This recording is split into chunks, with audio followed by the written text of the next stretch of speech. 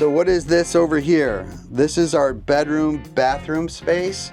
And how we do that is we do that with this nice little pocket door right here with a mirror on the back. This is Patrick with New Jersey's Outdoor Adventures YouTube channel. Today I got Tim and Gina on the channel. They're gonna give us a tour of their custom camper van built out by Sequoia and Salt. And this has a very unique floor plan. So join us for the tour. Hi Patrick, this is Tim and my girlfriend Gina.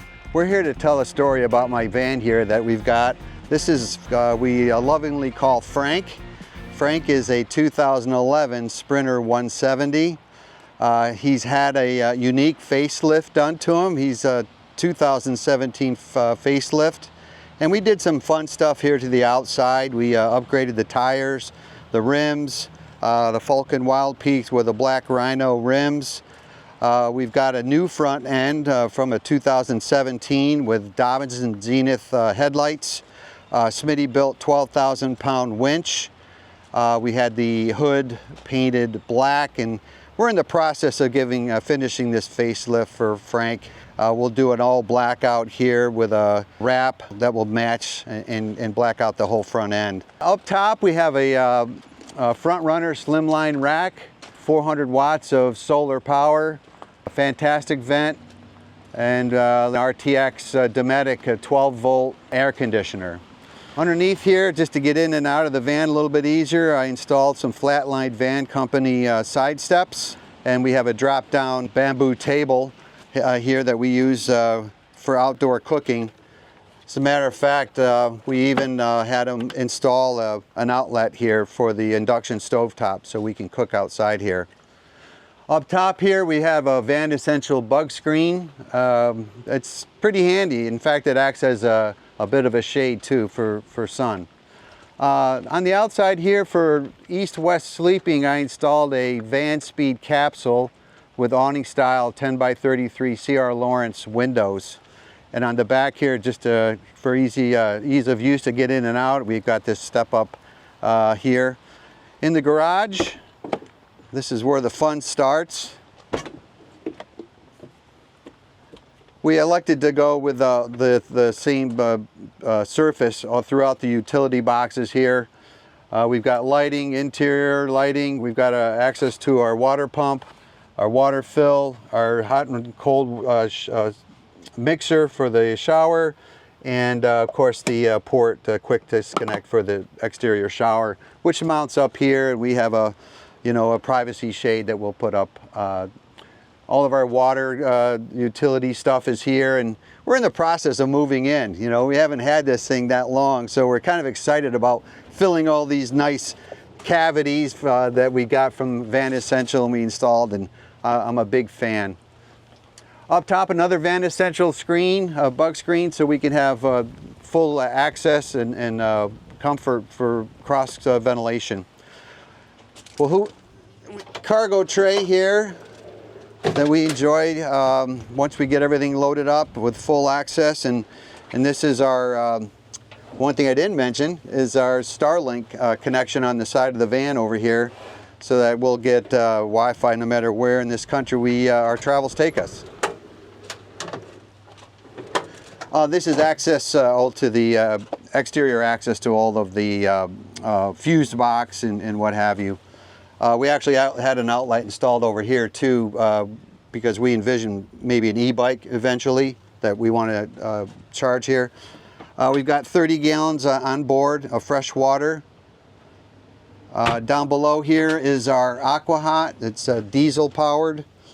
This is a hot water boiler that boils glycol that circulates to two different zones. We have a zone here in the rear with a heat exchanger, and then we have a zone up in the living space with a heat exchanger as well.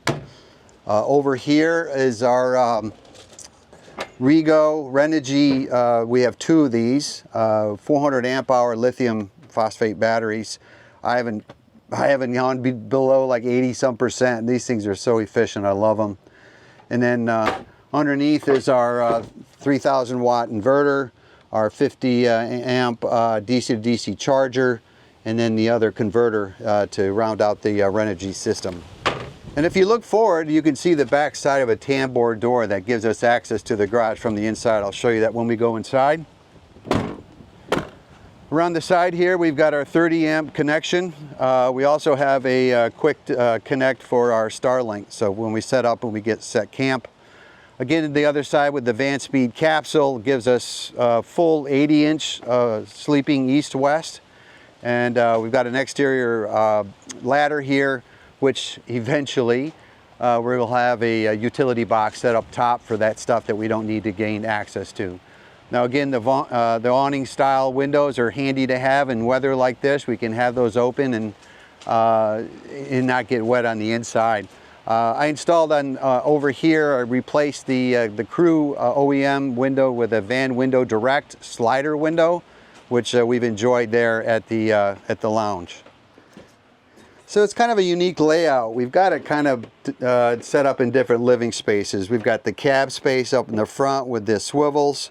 We've got the main living area with a lounge and kitchen galley. Over here we have our pantry and beverage station, and then our unique build is has a living space, a bedroom space, and then a bathroom in here. Give it a little more detail. I mean, you've seen the swivels before. We enjoy that. We installed a RB component soft partition so we can control the environment a little bit more, both in the cab and in the living space. I have that opened right now. This lounge area makes into, this dinette, I should say. This actually screws down and makes into a lounge. So for, a day bed, or eventually, if I could take you up top here, you can see our control station is here with our access to our solar panel, our solar power, the fantastic vent, and then of course all the lighting, a water pump, and an on-off for the Starlink, so I'm not pulling on that all the time. Here I've installed an outlet. There'll be a nebula here, and we're going to be projecting probably Netflix at night. We enjoy to watch TV at night, so that's something that we invited into the build, which will be installed up here. Moving on down, we got a 120 volt microwave. We have our beverage station here. Something unique to this build, I mean, look at this, 13 ply Baltic birch. I mean, it's this quality build that the folks from Sequoia and Salt did. We've also got an outlet down there for our hot pot. A couple drawers for utensils. And down here we had a custom made pantry, which was built for the canisters, the depth and the height we needed for our pantry storage. And moving down here, we've got storage under the dinette. Again, same type of construction with the dovetails here, which is something that I pay attention to, that level of detail I enjoy. Over here, same thing, more storage, same construction, heavy duty. I think they did a quality job.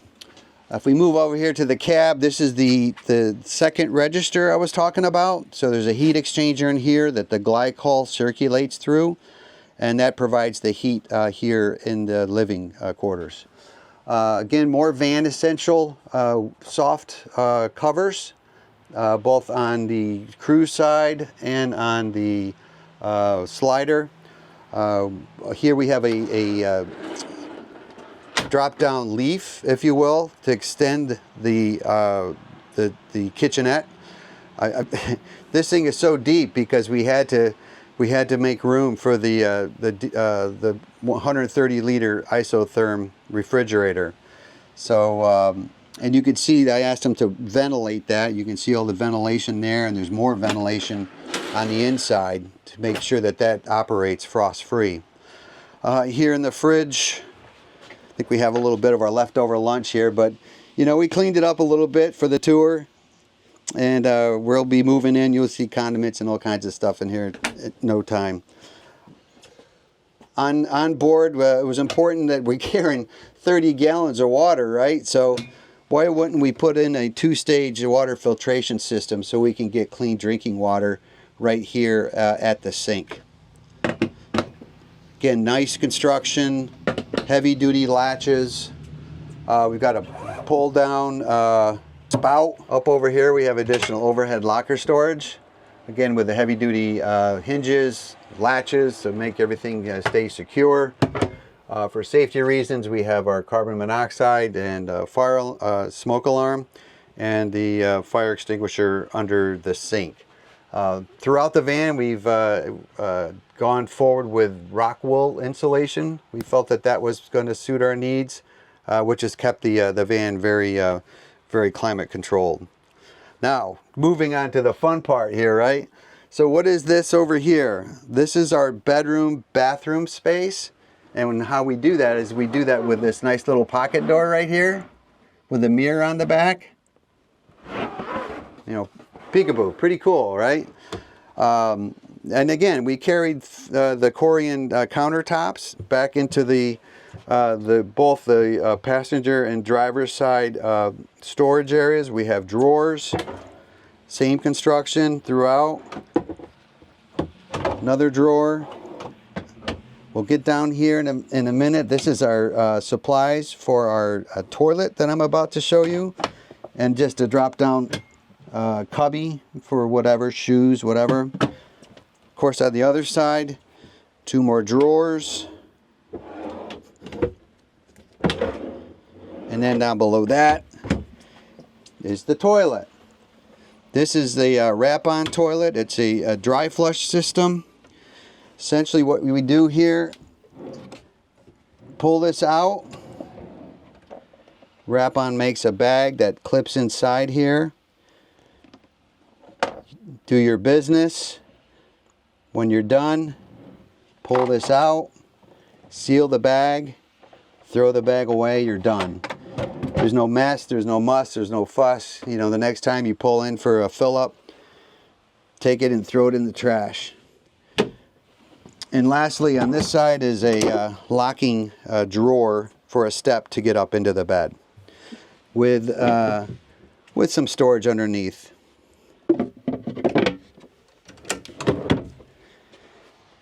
This is the tambour door I mentioned. Gives us access to the gear locker, the garage area underneath. And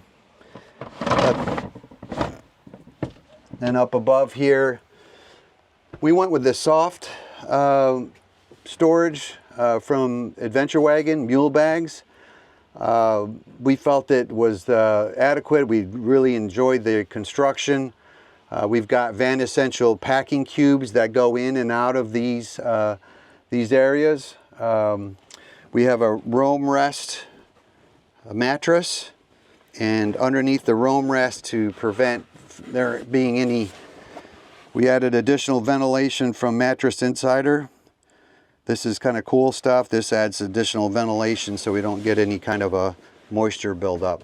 And then we had this space available, so we had them go forward and make a nice vanity here. So we'll have baskets with all our personal stuff in here. So over here we have a his and hers Van Essential toiletry bag. These are kind of cool. They come in 3 different sizes. We opted for the medium. These just quickly disconnect from the L-track. You know, you're running in to go take a shower somewhere, you can just grab this and go. You can see plenty of L-track all around. Different latching points and hooks, and that we haven't quite decided here what we're going to use it all for. And then we've got these built floating shelves, 3 floating shelves, and on the top one is actually, there's power up there, which eventually will mount against this wall, probably some type of mount for an iPad for, you know, viewing entertainment when we're getting ready for bed. So what do you think? I mean, I think we put something really cool here together. You know, 3 different living spaces. It was important to Gina and I. This is not our first van. Our first van, it was an 05 model. It wasn't tall enough. It wasn't long enough. But we made that work. You know, we had good times with it. But we wanted something taller. We wanted something longer. I'm an early bird. She tends to sleep in a little bit. Having a partition here so I can come out and make the coffee, get things going, was important to us that we make that transition in this van. And we really think it's cool. We can't get ready enough to get out there and enjoy it. So, Tim, thank you very much for taking the time to give us a tour on nasty rainy day, but you know, 90% of the tour is inside, right? Off camera we spoke, and there was a little bit of backstory on this van. It started out like to transport coal miners, right? That's right. So I had a previous life. Someone bought that van and started making their own camper van, put some accessories on it, and gave up. Yes. You wound up buying it and used it for a whole year. Yeah. Before you decided to have someone convert it into a camper van, and you collaborated with them because they have their standard floor plans, but you said, I need this, I don't need that, and came up with a beautiful design. I absolutely love the color of the laminate. It's Thank fun. you. You know, there's so many vans out there which are fine. It's all grays and whites and the wood tone. This adds a really nice pop. And some feedback on this. This is laminate over plywood, and they laminate the inside and the outside. So if you don't laminate the inside, it's going to get stained if something leaks on it. This is so easy to wipe down. Yeah. Really, really clean. You got a lot of solar on the roof, or enough solar. Enough. You have a mega lithium battery bank. You got a big enough inverter, and then you got the DC to DC charger that's going to really charge that battery bank up extremely well. Showers are done outside or at the gym, right? Or at the campground facility. That's right. You're not full-time. No. You're vacationing. That's right. So it's not like you need a permanent shower. That would take up a lot of space in this van. If you really think, like, where would a permanent shower go? Where could it go? You know, I often scratch my head, dedicating that kind of a space and taking away from the space, the living space. So it wasn't that important to us. Having access to a deeper, sink, for cleaning up and washing hair and stuff was, I think, adequate. And for those moments where you're boondocking, where you can find some solitude, having the shower off the back was great. And thanks for reminding me that, the resurrecting this van is what we did. We took it, it was tired, and through some great craftsmen, a lot of time, great mechanics, we were able to bring this thing back. This thing's got 180,000 miles on it, Patrick. I mean, it's. You wouldn't know if you just glanced at it. I don't see any like wear. I mean, the seats been probably recovered, right? No, those are original seats. Holy. Those are original seats. I spent about 60 hours underneath this van, doing a bunch of rust restoration. As we talked about, the front end conversion really made this brought it back to life.